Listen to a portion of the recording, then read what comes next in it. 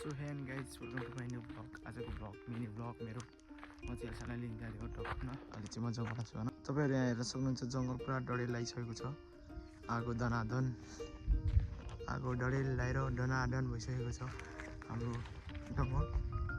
दिन हेर्दाखेरि पानी पर्ला जस्तो भाग गरौँ गुरुङ भइरहेछ मेरो होप चाहिँ पानी नपरोस् भइरहेछ होइन पानी पऱ्यो भने त गाह्रो पर्छ गाइज मलाई फाइनली गाइज एलेक्सन पनि आइसक्यो है टक्क लगाएर अब यहाँ चाहिँ एलेक्सनको आमा पानी खाँदा यसो बसिरहेको हामी चाहिँ टक्क